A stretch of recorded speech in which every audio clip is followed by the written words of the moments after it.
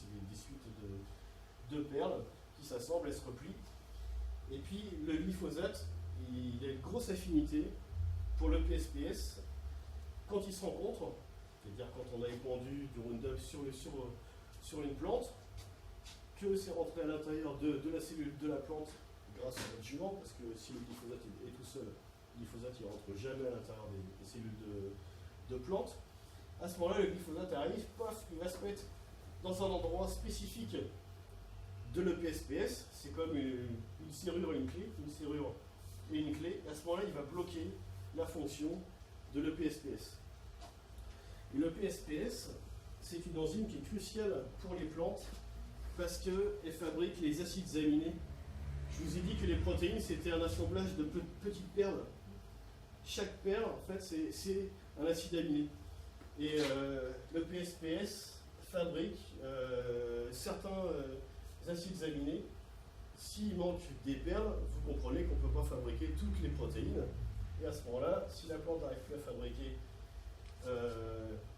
toutes les protéines, c'est le cas ici, on a mis du Roundup, le Roundup dedans le glyphosate se fixe sur l'enzyme PSPS qui ne marche plus. À ce moment-là, mais la plante est crève parce qu'elle n'arrive plus à fabriquer ces protéines. Alors comment faire? Comment a-t-on fait un OGM qui arrive à tolérer le Roundup, c'est-à-dire une plante qu'on arrose avec du Roundup mais qui arrive à survivre? Et bien, on a été prendre là encore une bactérie du sol, mais pas la même que celle qui a fait la toxine BT. Ces bactéries fabriquent, on a plusieurs fabriques, donc il y a plusieurs types, on va en prendre une. Fabrique une PSPS qui est modifiée. Elle est modifiée, elle a la même fonction que celle-là, sauf que les perles sont un petit peu différentes, ce qui fait que le site où se fixait le glyphosate ne marche plus. Le glyphosate, il essaye de se fixer dessus, mais il n'y arrive pas. À ce moment-là, c'est donc ce maïs ici, vous le traitez au Roundup, le glyphosate va inhiber le PSPS natif, mais comme la plante est produit aussi une PSPS modifiée, issue des bactéries, elle arrive à survivre.